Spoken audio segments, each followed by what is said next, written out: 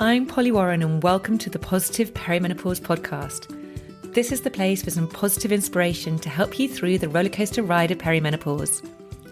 I truly believe that with the right support, knowledge and wellness tools, you can feel your best yet, because I'm learning this life phase can be a truly exciting and often pivotal time of life. With every episode, my mission is to support and empower you to own your menopause, because it's time to start taking care of the most important person, and yes, that's you. So thank you for being here and sharing your time with me. Now let's dive in.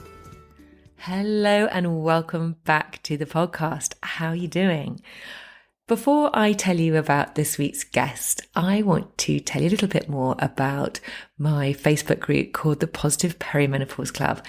Now, I resisted a Facebook group for a long time, but I'm so delighted that I finally gave in. So at the moment, we've got probably about 180 women in there, and I'm just really loving it. There's lots of conversations, particularly about things that we can do to help us feel better during perimenopause. And so on a Monday, we have Monday Motivation, where I invite people there to kind of give me one small thing they want to achieve in the week, because research shows that if you tell somebody what you want to achieve, you're 65% more likely to achieve it. Actually, if you have a deadline for that, it goes up to 95% more likely to follow through. So it's a place where you can set your intention for the week and actually have someone who can hold you accountable. And at the end of the week, I invite people in the group to celebrate their wins, because again, this is a really powerful exercise. When we celebrate what we've done, well, it gives us that motivation to carry on, and various other things going on throughout the week. And I'm always there. I kind of go and check it every day. So I'm always happy to answer any questions. So if you would like to come and join us, please do. We would absolutely love it. I will put the link into the show notes. Just a quick reminder about last week's episode, which was with the lovely Sarah Tobin, which is all about EFT, emotional freedom technique, otherwise known as tapping, which is a great technique to help with so many different things, but particularly during perimenopause, and particularly in the moment if you're experiencing some form of anxiety or irritability or anger. It's a great tool to have in your back pocket. Okay, on to this week's podcast episode. Now, this week I speak to Lucy Meggeson. Now, Lucy and I met about a year ago now. We were both enrolled in an online course with the brilliant Kathy Heller, and the course was called Abundant Ever After. And we were put in a pod together. So there was 4 of us in this little group, which we would meet up once a week. And I have to say, it was the best pod, and we're still in contact with each other now. 2 of the lovely women in the group were both from the US, and then there was me and Lucy from the UK. And Lucy and I instantly got on. And actually, we realised after a few weeks that I went to school with Lucy's older sister. Her and I were in the same year together. I mean, it's so random. This is a course being run out of America, and yet here we were, and we had this thing in common. Anyway, Lucy is a major reason why I started this podcast. Lucy started a podcast 3 months ahead of me called Spinsterhood Reimagined.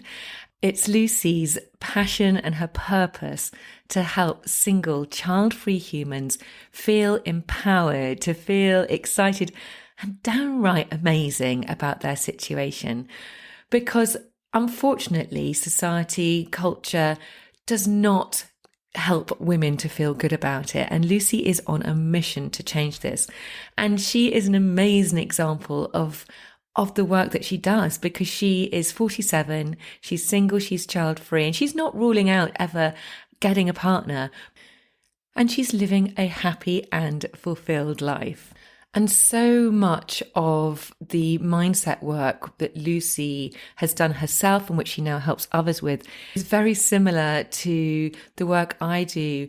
There are so many parallels between the taboo of menopause and the taboo of being single and child-free. And actually, what Lucy and I really discuss on this episode is how we all have a choice, how we deal with that and our perception of it. I really hope you enjoyed this episode as much as I did. I mean, it really was just like sitting down and having a chat with a friend, but there is so much in there. Particularly, we one point we delve into different ways you can manage menopause, and particularly if you can't take HRT, some of the things that you can do to keep yourself fit and strong. So without further ado, please welcome the absolutely gorgeous Lucy Meggeson. So Lucy, hello and welcome to the Positive Perimenopause podcast. Thank you so much. I'm so happy to be here. So thanks for having me. Well, my pleasure. So perhaps a good place to start, Lucy, is for you to tell everybody a little bit about what you're currently doing, because you used to work at Radio 2, BBC Radio 2, for those of you who are not in the UK, is a really well-established radio station here. And Lucy took a really massive step and decided to leave that job to go it alone. And she's on a mission. And I wonder, Lucy, maybe you could share with everybody what that mission is and why you decided to leave Radio 2.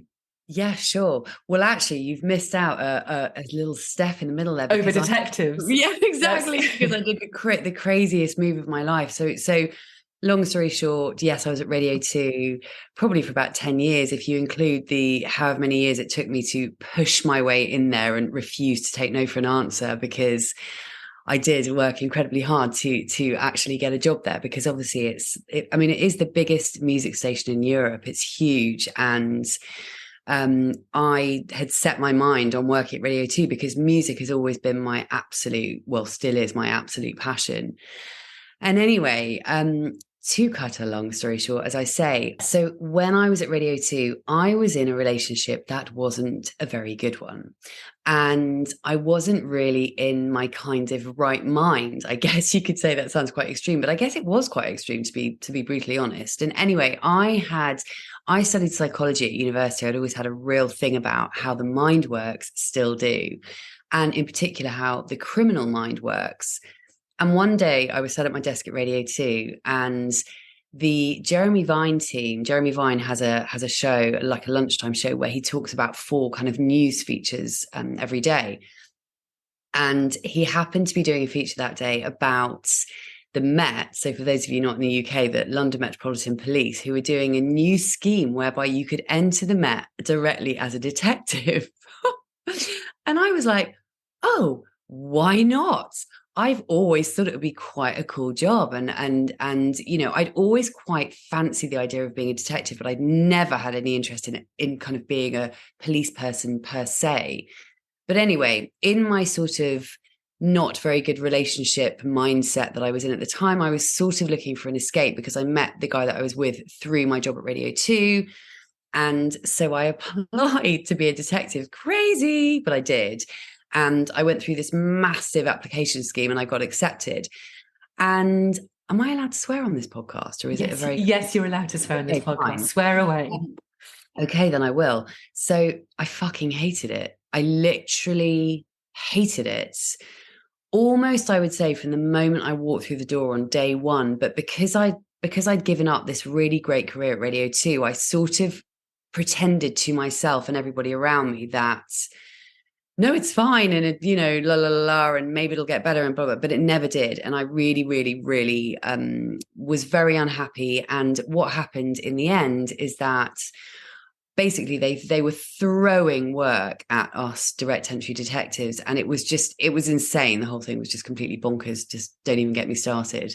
I could literally write a book about this, and I might one day. But I got to a point where I was so sort of beyond stress that I ended up going to my GP one evening. I remember in the middle of winter and breaking down on my GP and just being like, oh my God, I'm like losing the plot. And my GP at the time immediately signed me off, because I'd actually it had really started to affect not only my physical but my mental health. And so I got this sick note, which I carried around in my bag for a couple of months. But because of the kind of culture there, I was like, oh my God, I couldn't possibly leave. It would just be, I couldn't possibly let my team down because it would get them in the shit, because then they'd have more cases and la, la, la, la. And in the end, I just thought, do you know what? I just can't do this anymore. So I actually went and I handed in this sick note to this detective inspector one day and just went, bye bye. And I walked out and I never went back. And that was the best decision of my life. Not only because it was a nightmare job, but mainly because actually it started me on this journey, which has got me to where I am now, which is producing and hosting my own podcast, which is all about being single and child free and celebrating both of those things. And it also has a sort of heavy dollop, I would say, of personal growth, mindset, spirituality, and all of that, which I've become, as you very well know, more than probably anyone actually, how that has become such a big part of my life and who I am. And it's also taken me into coaching, but coaching geared towards empowering single child-free women to learn to really love their lives and learn to sort of just realize that they can have as happy and a fulfilling and a contented life as any of their kind of married counterparts. So that's me in a nutshell. I just absolutely love it. And, Lucy, if there's anyone who can help empower somebody through their relationship status, then you certainly can do it. At the moment, you're mid-40s, aren't you? I just turned 47 on January the 1st. So yeah, 47. So I'm probably late. Can I still say mid-40s? I think you can just about say mid-40s. Okay, fine. I'm going to stick with mid-40s. Yeah. So you're mid-40s and you're early menopause. Yes, exactly. So which we're going to also talk about. Yes. So you're early menopause, you're single and you're child-free, and yet you are so okay with it, because that, for someone in that situation, many, many women might go, oh my goodness, how are you managing to be okay with that? Because society has told us that if you're single and child-free by the time you're in your mid-40s, oh God, what's wrong with you? So how, Lucy, have you got to this point where actually you managed to accept it and you're excelling?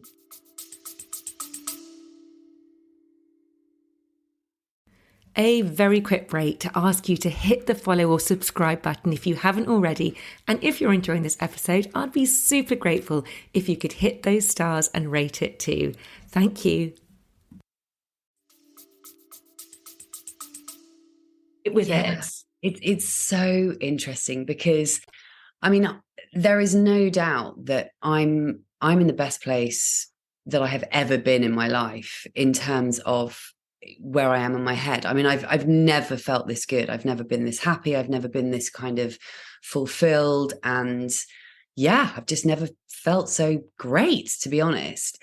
But yes, isn't it interesting? And it's so funny. Sometimes even to hear people say, oh, but someone in, who's 47 and single and child-free and in the early menopause, good God, how can you be, getting out of bed in the morning? But I sort of forget that because I've got so much going on and I'm enjoying my life every day so much that it doesn't even occur to me that I wouldn't be able to be all of those things. Yeah.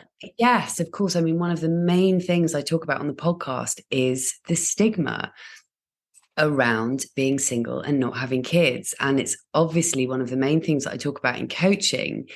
Is I always start with looking at people's limiting beliefs, because we have, as you know, so many limiting beliefs. In the case of someone like me, and other, spinsters, because I'm reclaiming and reimagining that word. I'm determined to make it cool. I'm going to make people actually want to be a spinster. But I think that, we've got, because of what society is telling us, yes, it takes work to convince people that it's possible to be single and childless and my age and be very happy and fulfilled and content and peaceful in my life. Because what I've realized actually through nearly almost like literally 2 weeks off a year of doing this podcast is that, pronatalism and the societal narrative around being single and child free has been so damaging to so many women. And I know from my listeners, there are women out there who feel ashamed. They feel ashamed just because they're not married and they don't have a boyfriend and they don't have kids. They actually feel ashamed. And to me, of all the things, the shame that people can sometimes feel around being single and not having kids and of a certain age is the one thing that actually makes my blood boil, because it's just wrong. Yeah. It's just not okay. And it's got to go. So I feel, as you can probably tell, I feel incredibly passionate about this subject. I really do. Not least because aside from the shame and the stigma and all of that, I feel passionate because I know that it's possible to feel great about it. Yeah. And there's no reason why any single woman out there should be feeling like her life is over. It's far from over. Mine's just beginning. Absolutely. And there are so many parallels with how society sees menopause as well. Yes. For so many years, there's a cultural belief that when women hit those menopausal years, just like being single and child free, that somehow women are no longer attractive, somehow they're no longer sexually desirable or really any sort of use to society. I know. And it's just bloody shocking, isn't it? Bonkers. The thing is, it's bonkers. And when I look at you and I, for example, I mean, not that you're single and childless, but we're roughly the same age. And when I look at you and I look at other women that I've met through the course of doing a podcast called Spinsterhood Reimagined, I just think this is crazy, because there are so many women out there who are living fabulous lives, who are, who look amazing and who feel amazing and who are amazing and who are seriously, interesting and intelligent and lovely and cool and just living their best lives. And I think in many ways, actually, the sort of irony is that the older you get, I mean, I certainly feel like I'm a way better version of myself age 47 than I was when I was 27. It's not even a thing. It's not even comparison. Like, there is no comparison. Like, the me today is so much better than the me 20 years ago. Totally agree. I mean, just more confidence. I just know who I am. I'm much more prepared to just be me. You practice confidence, don't you, as you go through your life, and it's just not really giving a shit whatever people think. Exactly. And I think I was just plagued by that throughout my whole life, worrying what everybody else was going to think and not feeling like I was good enough. And really, I think it's only when you get to midlife, for a lot of people, for a lot of us, that you find your feet. I mean, although it can take a little bit of work and inner work, particularly as you're kind of hitting these sort of transitional stages, but it's so worth doing, because once you come out the other side, life is really just beginning, and you realize that age really makes no difference to where you want to go. As long as you keep yourself in good health, you keep yourself fit and healthy. Exactly. It's brilliant.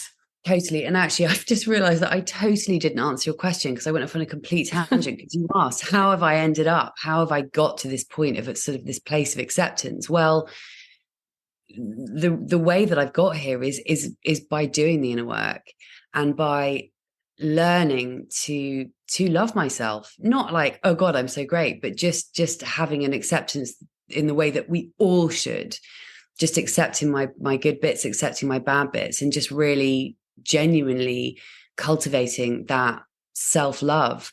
Because one of the main things I talk about on the podcast is that ultimately we are the ones that generate our own feeling. We have, it's not about finding happiness from anything external. It's all about going within. And I just, as I know you are too.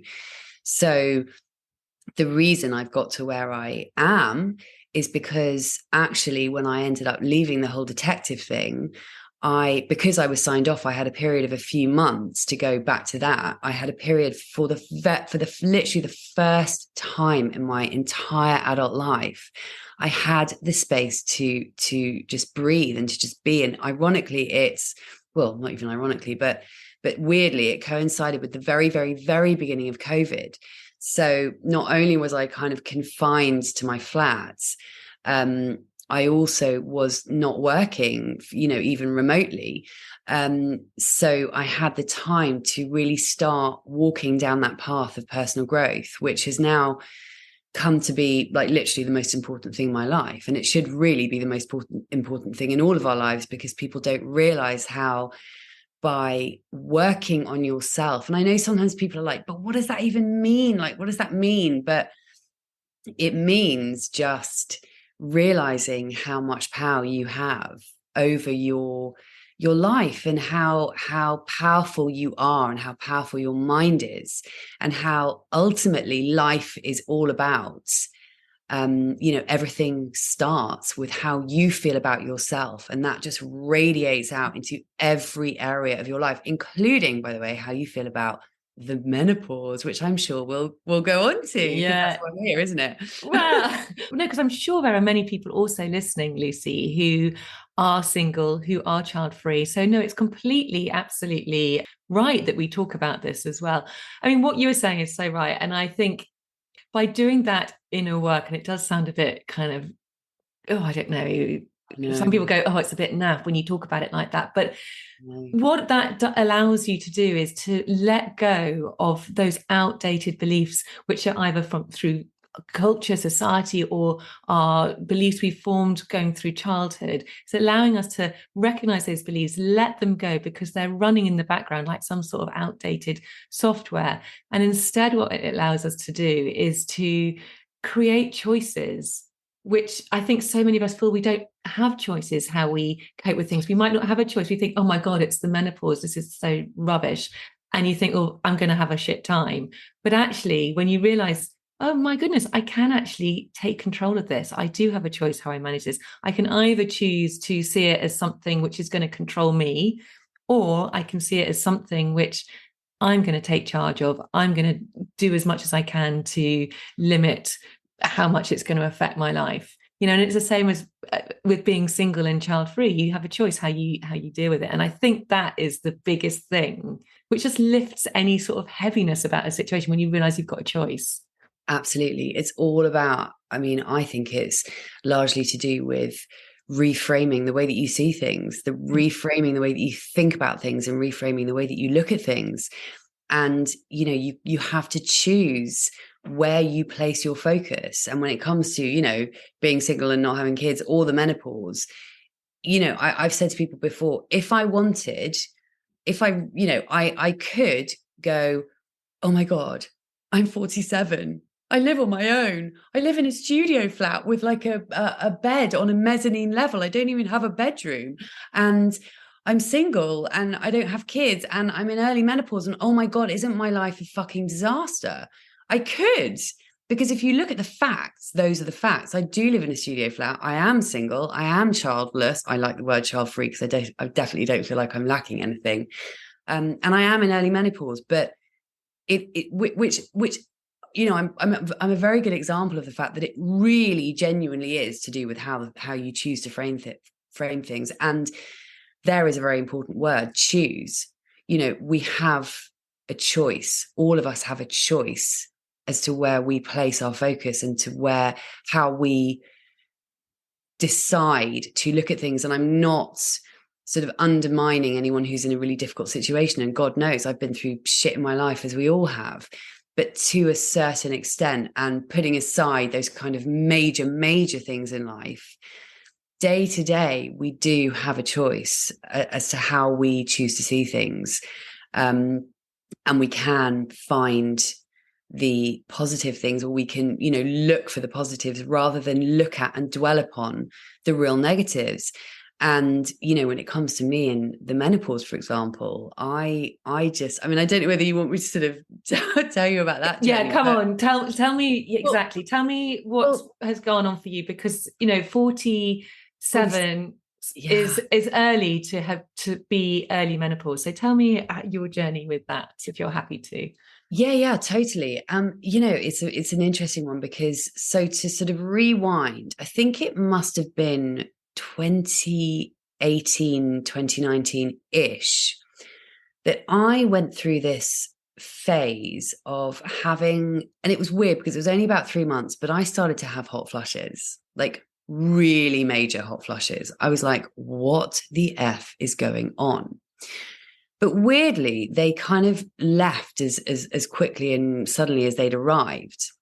And then nothing happened. I didn't, they sort of disappeared, as I say, and just kind of went on with my life. And I didn't actually end up even going to the doctor, because by the time I was going to get around to going to the doctor, they'd gone. And at around about the same time, I had, sorry, too much information, but I'd had a coil when I'd been going out with my ex-boyfriend. And I mean, I've now been single for 6 years, but when I broke up with him, I actually didn't get this coil removed for, I don't know, a good year, maybe even a year and a half, because I just didn't get around to it. And anyway, I had this coil removed, and I then basically didn't have a period for a few months. And I was, but I was thinking, well, because a few people had said, not least one of my best friends in the whole world, who happens to be a GP, and she'd sort of said, when you get a coil removed, it can take a bit of time to, sorry, listeners, for the details about coil removal. But I had been told that, when you first have a coil removed, you don't necessarily go back to periods immediately, blah, blah, blah. Anywho, I basically got to about a year of not having had a period. And I was like, holy shit. God, I hadn't had a period for a year. It was so kind of gradual that I was sort of even thinking about it, because for months I just thought, oh, well, I'm sure they'll come back eventually, la, la, la. And then they didn't. And so I finally went to the GP, and I had a load of tests, like hormone tests, blah, blah, blah, blah, blah, estrogen, progesterone, whatever. And the upshot was that I was in early menopause. And this was like, I'm 47 now, but this was like probably more than this was more like 2, maybe 2.5, maybe even 3 years ago. It was a while ago. And it was kind of crazy bonkers. I was like, oh my God, what? But the weird thing is that, and I remember having this conversation with my GP, and I remember it was this poor guy that he obviously felt, and it was a phone call rather than in person, because obviously it was COVID at the time. So we had this phone call, and I remember him sort of saying, oh, but don't worry, it doesn't necessarily mean that you can't have kids, and la, la, la. And I remember saying to him, don't worry, it's fine. Because I could sort of hear the kind of panic in his voice, having to tell her, early menopausal 44, 45-year-old, like, sorry, you're in menopause.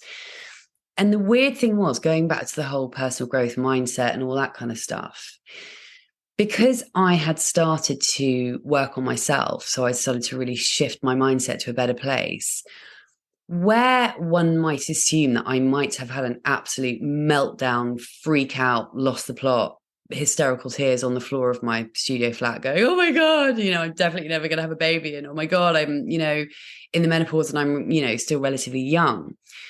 I just kind of went, oh, okay, well, this is a bit crazy bonkers, but okay.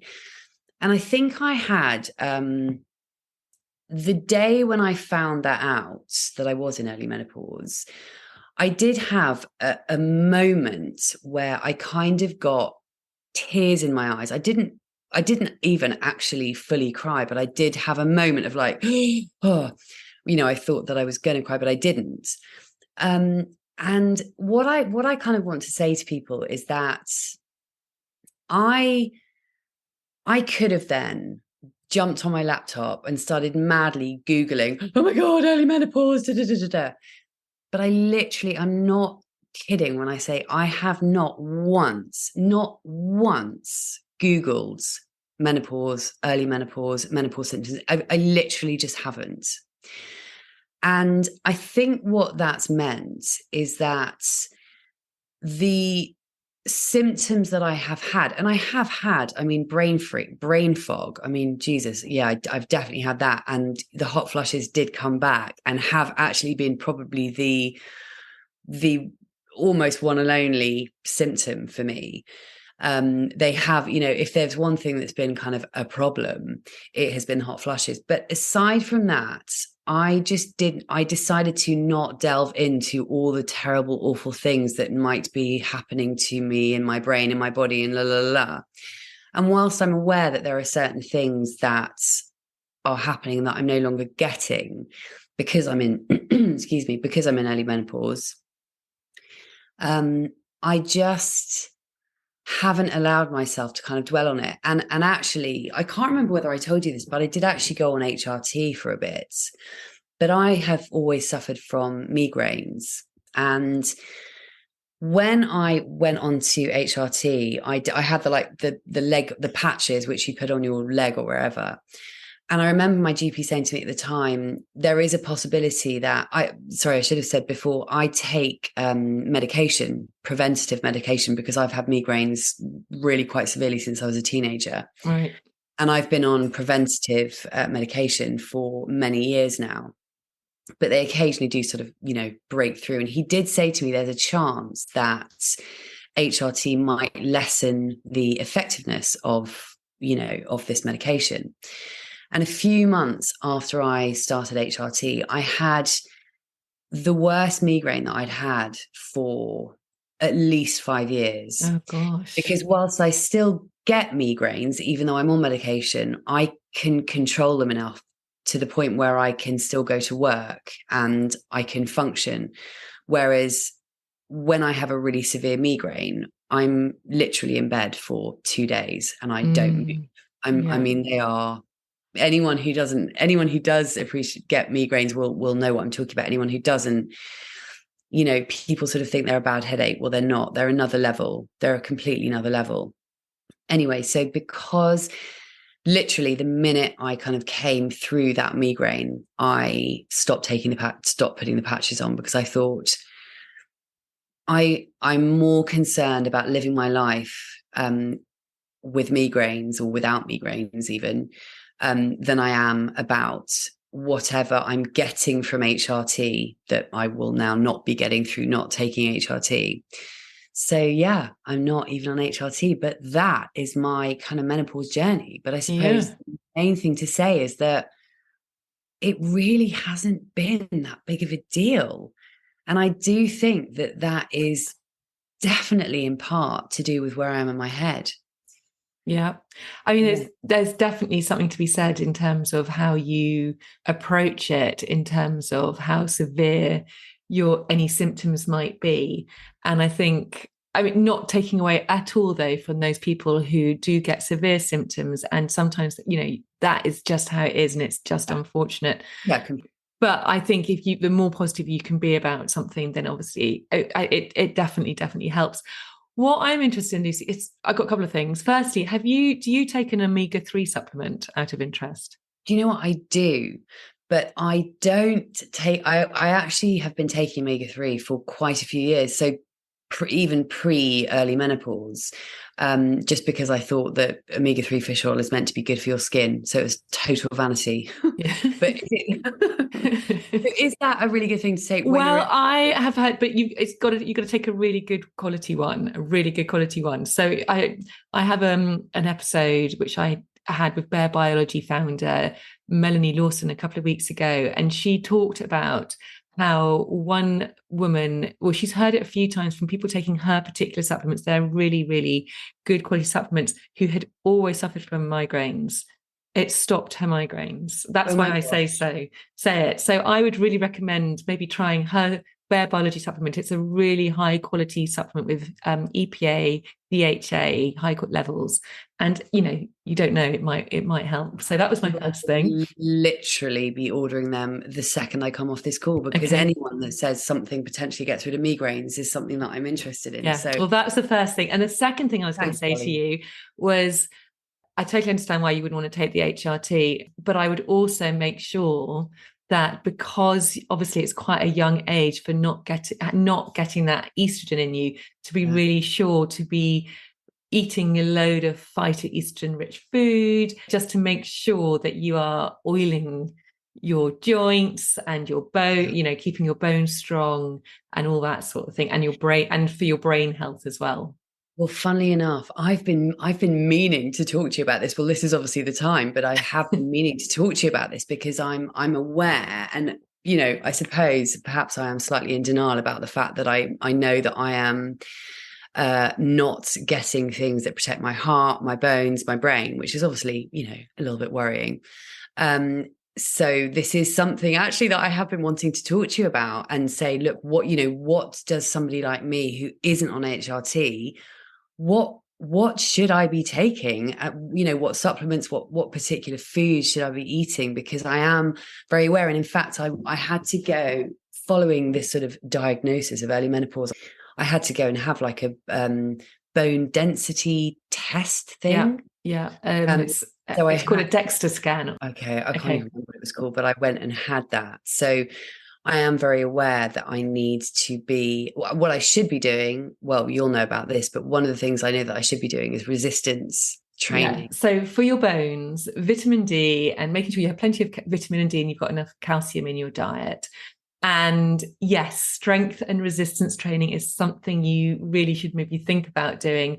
And that doesn't mean kind of going down the gym and going there with all the massive muscly men. It simply can be body weight exercises or simple lightweight, probably sort of 3 times a week would be a good idea. So 3 times a week for half an hour. So it's kind of things like a push. So you can do some, anything upwards, as in with weights, dumbbell pushes. Pull, so things like rows, squat. So push, pull, squat, and hinge are the 4 real movements to make sure you're doing.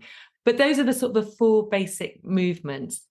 There are so many people online with very, 20-minute workout, half an hour workout. I know it's another thing to add into your day. You don't have to start with really heavy weights. You can start with cans of baked beans. There's so much research suggests that it's really absolutely fundamental, particularly as we get older, to keep our muscles strong, our bones strong. So I would highly recommend that. So that would be your bone health. In terms of your heart health and your brain health, I mean, it's eating a really colourful diet, all the colours of the rainbow, so you're getting all those phytoestrogens in. I would have ground flaxseed every day. Really? Because that's really good. That's a very strong source of phytoestrogens. Just eating a bit like the Japanese. So loads of edamame beans, miso. So they're all very strong, rich in phytoestrogens, and that's why the Japanese don't suffer half as badly. That's so interesting. I didn't know that. That's so interesting. I mean, what other, just a matter of interest, because I mean, this is well, it's great for me to be able to ask you these questions, but what specific foods, apart from the ones that you've just listed, would you say? Because I mean, I would say that I have a pretty healthy diet more often than not, but I have a really bad habit, and I suppose it's partly to do with living alone, because you can kind of do what the hell you want with food. And I've got to admit, I am the world's worst cook. I basically do not cook. So you may ask, well, then what the hell do you eat? Well, for example, I eat at the moment, I eat a lot of kind of salads and chicken and avocado, and I have a really sort of delicious breakfast of granola with yogurt, and I always eat loads of blueberries and loads of raspberries. And actually, speaking of flaxseed, I used to use flaxseed like every day, and I don't know why I don't anymore, but I will definitely go out and buy some of that. But what else can I So that all sounds really good. So I would, nuts and seeds you can add maybe on your breakfast, because they're all really, they're going to got healthy fats in them. They're good sources of protein. Berries are great sources of phytoestrogens, as well as anti-inflammatory, which is really important, because if you don't have estrogen helps against inflammation. So that's really useful as well. Ideally, what you want to be making sure is that you are eating all the different colours, because every different colour of fruit and veg has different sorts of nutrients and phytonutrients in them, and that's going to really help your gut, your microbiome. So including all that and making sure you've got enough protein in every meal as well, which is going to help stabilize your blood sugar. So chicken and salad is great, but you just got to make sure you're eating enough. A lot of women often don't eat enough. because they're worrying about their weight at this stage. So just making sure you're getting everything you need. But it sounds like you're doing a good job, Lucy. It's variety, really. That's what I meant to say just now, is that actually that's where I'm really rubbish, is that I'm not very good at variety, and I tend to eat the same things over and over again. I know, it's so easily done. Them kind of good things, but I get into like, I'm the kind of person, and again, I do think it's largely to do with the fact that I live on my own, so I'm not worrying about anybody else and what they're eating, apart from my cat. We don't eat the same thing, but well, actually sometimes I actually give him chicken. It's ridiculous. I've got to stop anyway. But no, I tend to eat, I'm one of these people that I can eat the same supper for like 6 months, and I don't get bored of it. I'll have the same breakfast every day. Lunch kind of depends. It depends sort of what I'm doing during the day. But I can definitely eat the same supper like over and over and over again. So I do need to, you're right, I need to get some variety. Do you know one that I've started eating again that I'm completely obsessed with and I absolutely love?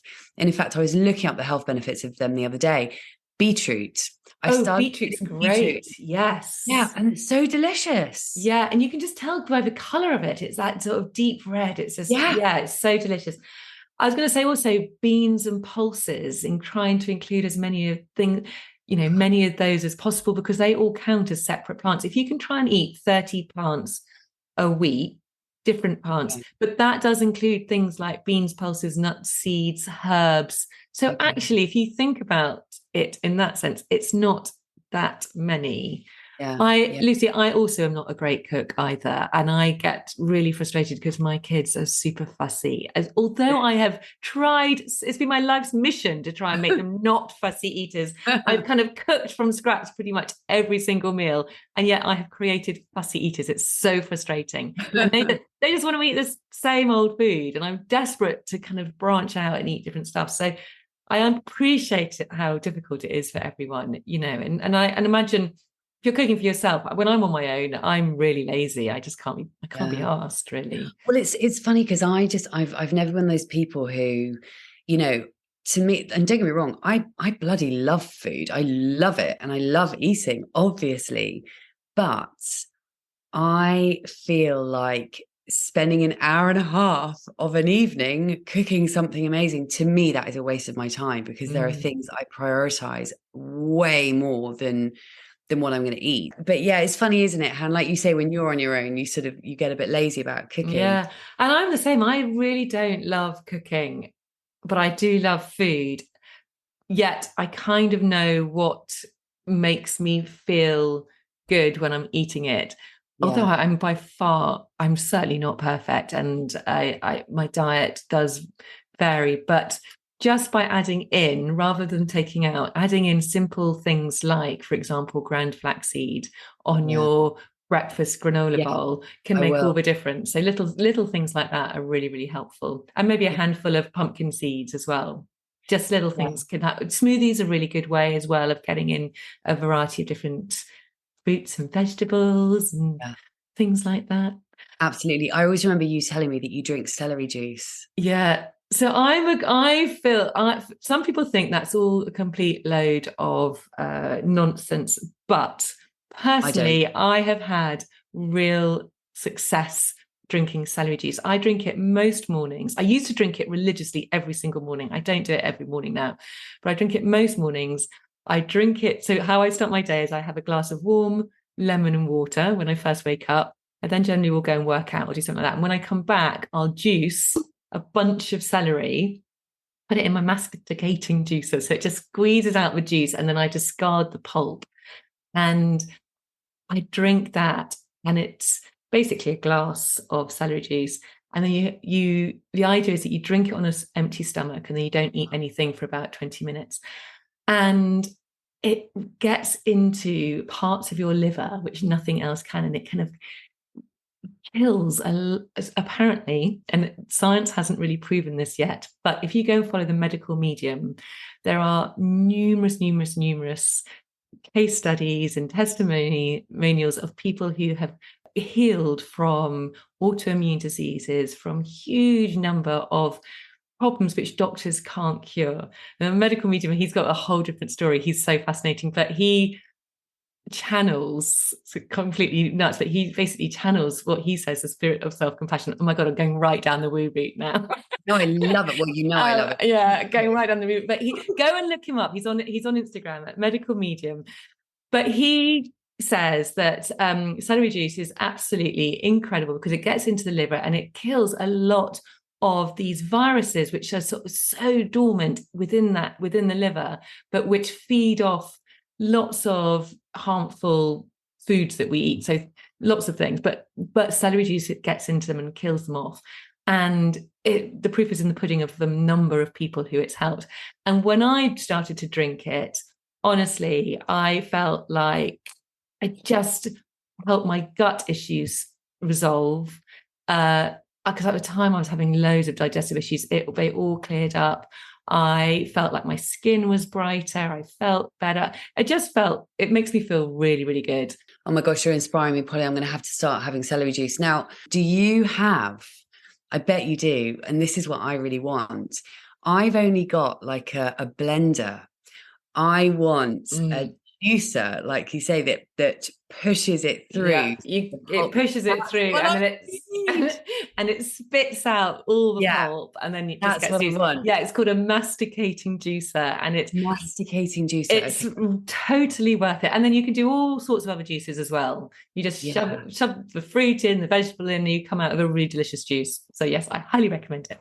I'm going to get one of those because I'm not joking when I say that I have wanted one of them for years, because when I just know how brilliant they are, and that it's not the same when you, like, for example, when I've blended celery, I know that it's probably not as nice to drink. It goes really foamy and it's just like, oh my God. Yeah. So, okay. No, you want it strained. You don't want any pulpy bits in it. You want it as strained as possible. Kind of pure. Yes. Pure exactly. Celery juice. Pure okay. celery.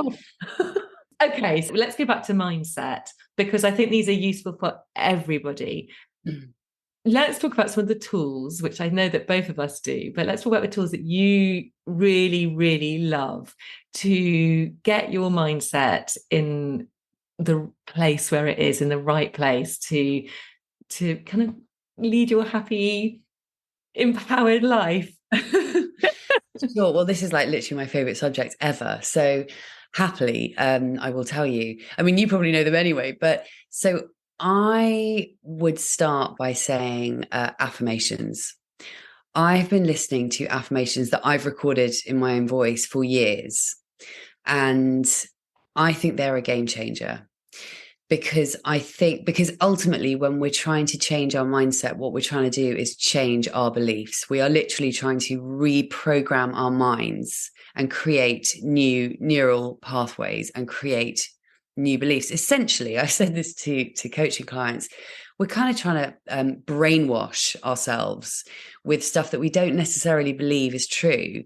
But when you tell yourself something enough times, you start to believe it. And of course, the subconscious doesn't know the difference between what's real and what isn't. And that is why affirmations are so brilliant. So I have about 15 minutes that I do this is key. I do this first thing when I wake up, and I walk down my little rickety, very steep, weird little stairs in my studio, and I shove my headphones in and I press play on my affirmations. And basically it says, I have everything from kind of, I am worthy, I am awesome, I am whatever it is, I won't bore you with the details of my affirmations, but they're personalized to me. So I talk about things that haven't happened yet that I want to happen. And I just think the reason I do it first thing in the morning is because that's when your subconscious is still, as you'll know, your subconscious is still very receptive when you've just woken up from sleep. And I also, speaking of waking up and going to sleep, I listen to subliminals most nights as I'm falling asleep. And I think subliminals can be absolutely brilliant. And they, you can get subliminals on everything from, well-being to money, to love, to whatever it may be. So affirmations are my kind of go-to that I pretty much without fail do every single morning. then I would say meditation. And I try my best to meditate every single day. I miss the odd day here and there, but more often than not, I meditate every morning, and I go from my affirmations into my meditation. And I try and meditate for a minimum of 15 minutes. I mean, this morning I did a 48-minute Joe Dispenza, which was just like, wow. And I mean, in fact, one of my sort of goals for this year is to try and up the time that I meditate for, because you can feel the difference between a 15-minute meditation and a 48-minute meditation. Because when I did that, for example, the one I did this morning, when you sort of drop in, so to speak, so much because you're just meditating for so long, it got to the point today where I couldn't feel my body, because I was so, like, I couldn't feel my hands resting on my legs because they just kind of merged. You know, I was essentially just consciousness in for that space of time.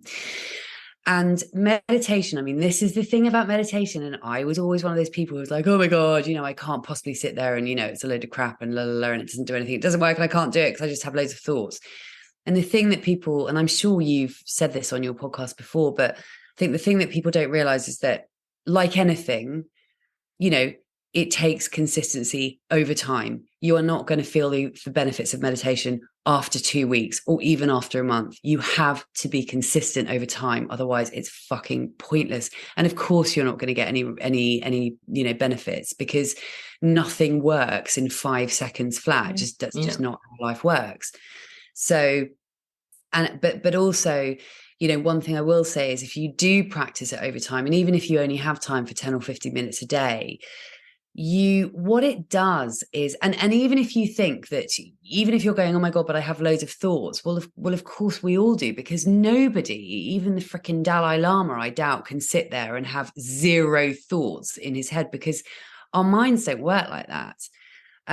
But the point about meditation is, it's just noticing that you've got a thought coming in and bringing your focus back to the breath or to the guided meditation or whatever it may be. So that's a really key point, I think, because I think people think it's not working for them because they're still thinking thoughts. But of course, we all think thoughts during meditation. It's just because we all have crazy minds that just never shut the hell up. So, but I would highly recommend it, because I think what it's done for me is physiologically, it lowers your cortisol, and we've all got too much cortisol in our bodies all the time. We're constantly in like fight, flight, freeze response, rather than, and when you're when there's cortisol just coursing around your body, you're not, you can't be creative, you can't be in a flow state, and it's just not good for you. And so it meditation over time lowers the cortisol in your body, which can only be a good thing, because I think, a lot of kind of disease and a lot of illness comes from inflammation, which is caused often, I think I'm right in saying, by cortisol. So there's a major, major, major reason. But in terms of sort of day-to-day life, I think what it's done for me is it's made me feel a lot calmer, and it's made me a lot less reactive.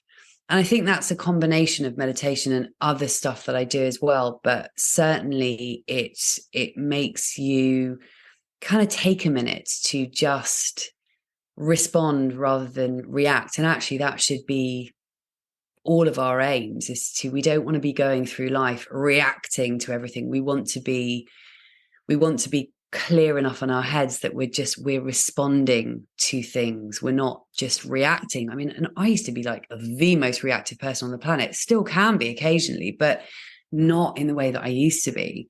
And meditation is certainly certainly to thank for that. And the other thing I would say, apart from exercise, and I'm very active. I walk a lot. As we were talking about before you hit record, I used to run a lot, and I'm planning on getting that back into my life. But the other kind of morning practice that I do, which really, really, really, really helps in every area of your life, and that people bang on about, but they bang on about it for a reason, and it's gratitude.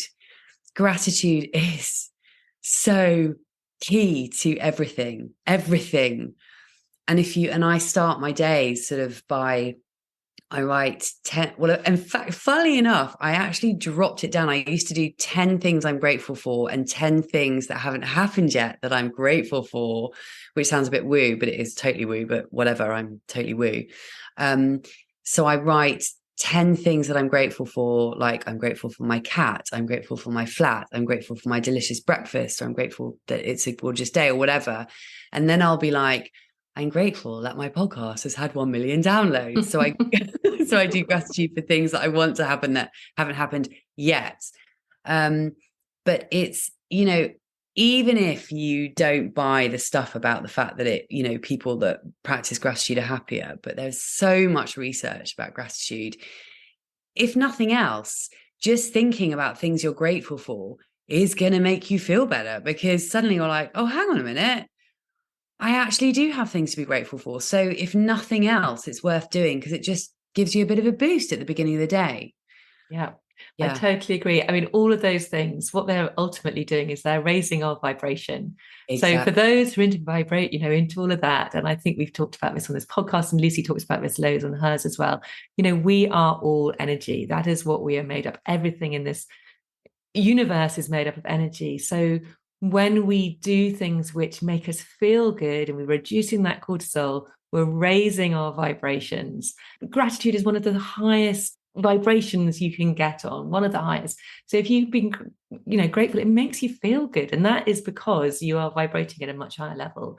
So it's totally worth doing. I mean, one thing I do, and I must admit I've been a bit rubbish with my writing out gratitudes recently, but every morning when I wake up, I say to myself, I kind of just enjoy my bed so much for a moment, and just like the sheets, and I kind of say to myself, this is going to be an absolutely awesome day. And I thank myself that I'm in such a gorgeous bed. And then I get up. But it just puts me immediately into the right frame of mind, rather than going, oh my God, it's dark, it's cold, I don't want to get out. And that's immediately putting you into a really negative thought process.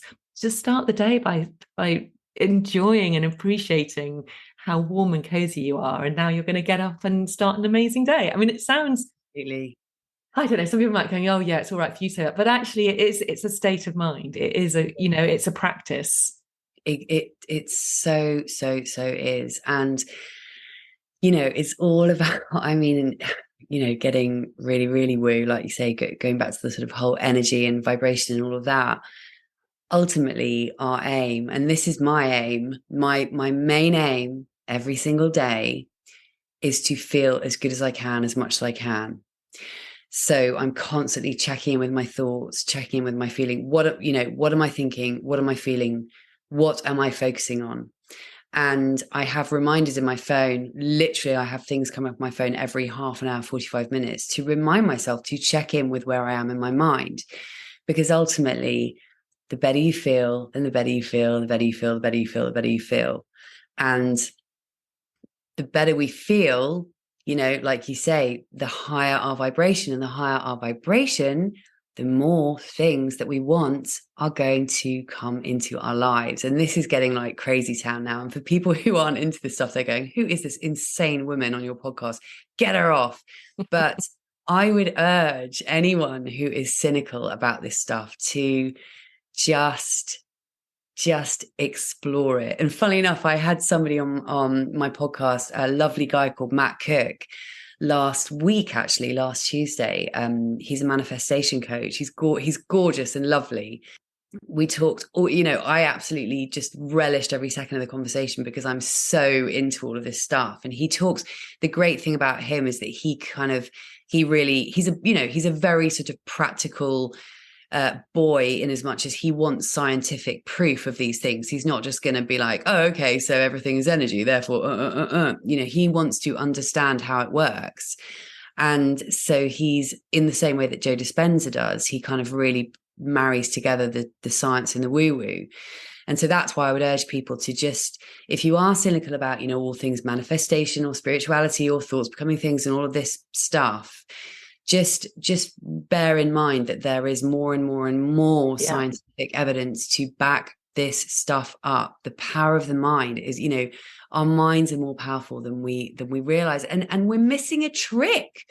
And what if it was right? And what if it was true? And what if we could actually really have a massively positive effect on our lives by just exploring this kind of stuff? So I would just recommend. Yeah, I would start with Joe Dispenza. He is brilliant in that he really does bring together the science and the spirituality together, and I just love. Well, I'm a super fan. I just absolutely adore. We're going to go to a retreat together. We are.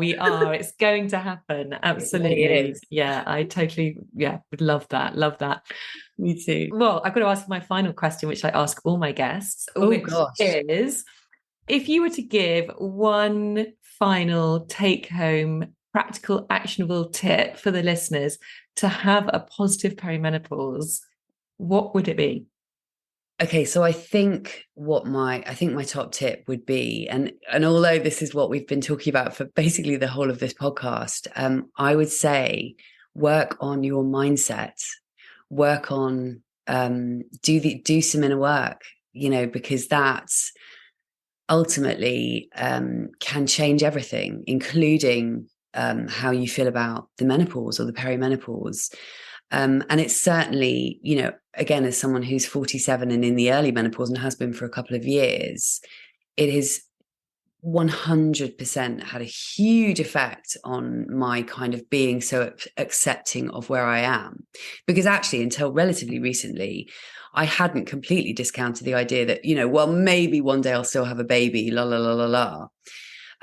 So yeah, mindset is super important. So yeah, I totally agree. And we didn't talk about that because I know you've done a podcast episode about the one about children and kind of your relationship to your wanting children. And actually there was it was a really brilliant episode, and it hasn't been easy for you. It has been a sort of a journey to get your head round, but it sounds like now you have made peace with that. Definitely. Which is great, and that's kind of a testament to all of this mindset work that you have done. Yeah, thanks. It has been a journey, but it's definitely one that I've sort of, I can't pretend that it's been as bad as perhaps some other women's journeys who really, always wanted kids and that was all they ever wanted. That was never me. But yeah, I've had my moments, mainly because of the sort of physical feeling of broodiness, but no, I definitely appreciate and I'm very, very happy about not having kids for sure. So yeah, anyway, go and listen to the episode. Yeah. So Lucy, and I encourage anybody who is intrigued to find out more about Lucy, would like to come and find you, where can they find the podcast? Where can they come and find more about you? Share all. Thanks, Polly. So, so you can find the podcast is called Spinsterhood Reimagined, and you can find it anywhere that you would normally listen to podcasts, Apple Podcasts, Spotify, all the kind of usual platforms. Come and follow me on Instagram. I'm at Spinsterhood Reimagined. I have a website, but I never look at it. I don't think anyone else really does either. But anyway, it's lucymeggeson.com. And you can email me at lucy@lucymeggeson.com. That's Meggeson spelled Meggeson. And if you're interested in one-to-one coaching, then give me a shout, because I'd love to speak to you. And I do a free 30-minute sort of taster session to talk you through how I work. So if you're thinking about, if you think you need a coach to make yourself feel more positive about your single life, then give me a shout. I think that's it. Thank you. It's been so lovely chatting to you today, Lucy. It's been great, as always. We've just been having a chat, really. I know. and I pressed record. So thank you so much. And thanks so much for having me, Polly. Pleasure. As always, I will put all of the links into the show notes. So that'll be all of Lucy's details. I'll put the link for the medical medium celery juicing in there so you can research that even more, and the link for joining my Facebook group. And also, if you are interested in working with me, I'll put a link in there as well so you can find out more. Thank you so much for listening. It really does mean the world that you are spending your time here listening to this podcast. And if you enjoyed it, please do feel free to share it with a friend if you think it would be beneficial for them. And if you'd like to leave a review on Apple Podcasts, that would be amazing because it really, really helps get this podcast out there. Thanks again. Have a wonderful, wonderful week. And I will speak to you next time. Bye.